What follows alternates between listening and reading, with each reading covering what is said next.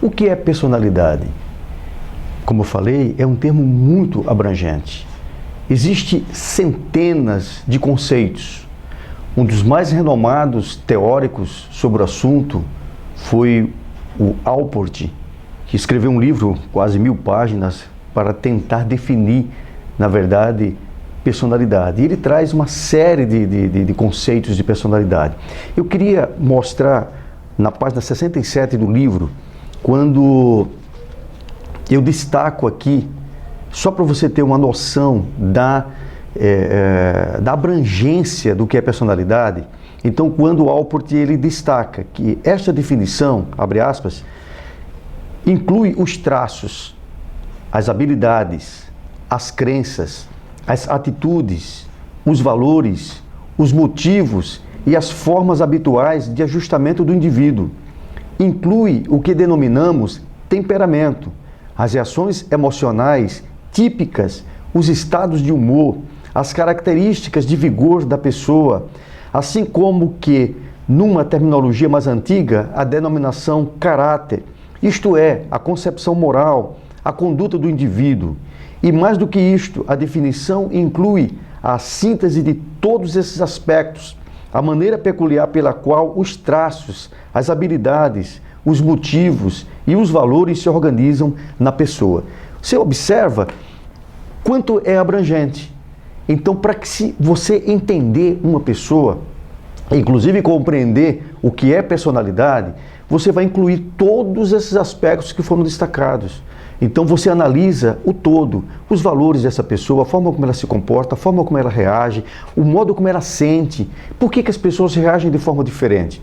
Um exemplo, uma situação, digamos que as pessoas estão em uma sala e escutam um estrondo, um barulho. Algumas pessoas irão gritar, outras irão correr, outras ficarão paralisadas. Por que as pessoas elas reagem de forma diferente? Então observa que isso por conta da personalidade. E aí que um fator muito interessante que vamos observar, mas o que determina isso?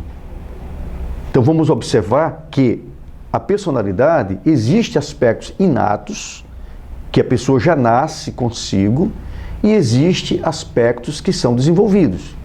Um exemplo prático. Observe um grupo de crianças no jardim da infância. Você vai observar que tem crianças que vão ficar sentadinhas, isoladas no canto. Você vai ver que outras estão correndo, brincando. Mas observe o comportamento delas. Vai ter crianças que, de repente, ditarão para as outras o que elas têm que fazer. E as outras irão seguir. Então, começamos a perceber já ali, naquela convivência do jardim da infância, que aquelas crianças têm características diferentes. Vamos um pouquinho mais longe. Visita um berçário e observe crianças que acabaram de nascer. Você vai ver que tem crianças que são agitadinhas, elas se mexem, se movem, elas gritam, elas choram com frequência. Mas vai ter criança que a mãe vai precisar sacudir para que ela possa mamar. Aquela criança que quase não chora. Então observamos que há sim algumas diferenças já atrás e que vamos colocar um pouco sobre isso quando falarmos sobre o desenvolvimento da personalidade, falando dos aspectos hereditários. Mas entender a personalidade é você compreender essa abrangência do que as pessoas são. As pessoas, elas são diferentes. As pessoas reagem de forma diferente. Para o líder, é importante você observar, principalmente os seus liderados, os membros da igreja, as pessoas que estão sob o seu comando, são pessoas diferentes. Então não adianta, às vezes, a gente criar expectativas em relação ao comportamento ou atitude daquela pessoa. Nós precisamos sim entender como essa pessoa funciona. Às vezes a pessoa é uma pessoa excelente, que daria para fazer um determinado trabalho, mas ela está na função errada. Exatamente por quê? Porque é uma pessoa que ela se daria muito melhor fazendo, digamos, um serviço burocrático do que, de repente, ela tenha que falar em público. Então, precisamos compreender as pessoas, entender como as pessoas funcionam para, de certo modo, poder nos relacionarmos melhor com ela.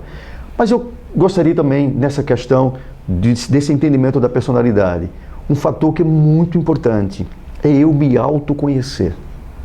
Se eu não me conheço, se eu não consigo prever as minhas reações, se eu não consigo prever as minhas atitudes, então automaticamente eu terei dificuldade de compreender a outra pessoa. Há uma questão muito abrangente hoje, que é baseada numa pesquisa que foi feita sobre a inteligência emocional, então que mostra que esse desenvolvimento emocional ele é fundamental na questão do relacionamento com outras pessoas. E os pilares realmente dessa teoria mostram, primeiro, a autopercepção. Ou seja, eu preciso realmente me autoperceber. É o autoconhecimento. Eu preciso conhecer a mim mesmo. Já dizia lá o filósofo Sócrates, conhece-te a ti mesmo. Então, quando eu me conheço e eu consigo observar o meu comportamento, isso facilita também eu entender a outra pessoa. Um outro ponto, um outro pilar importante é o autocontrole. E é bíblico, inclusive, isso, né? A Bíblia fala sobre a temperança, o domínio próprio, que faz parte do fruto do Espírito. Então, o autocontrole, uma pessoa destemperada, uma pessoa que não tem autocontrole, ela causa uma série de prejuízos para si mesma e para o outro. Um outro aspecto é a automotivação, é um outro pilar.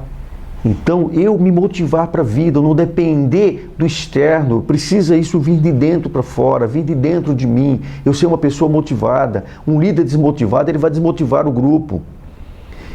O quarto pilar é a empatia. Eu preciso aprender a me colocar no lugar do outro e nunca criar expectativas em relação ao que o que aquela pessoa vai fazer tem que ser igual ou do modo que eu queria, o que eu quero, o que eu faria. Não, o outro é o outro. E finalmente o quinto pilar é a relação interpessoal. Então você observa que esse processo de autoconhecimento ele é muito importante, você conhecer a si mesmo, entender a personalidade. Então, só repetindo, esses dois fatores que são fundamentais, primeiro, você entender, compreender o que é personalidade para entender o outro. Segundo, para entender a si mesmo. Porque quando nós temos esse entendimento, aprendemos a nos relacionar melhor e, obviamente, nós ganhamos muito em termos do trabalho, da liderança que estamos realizando.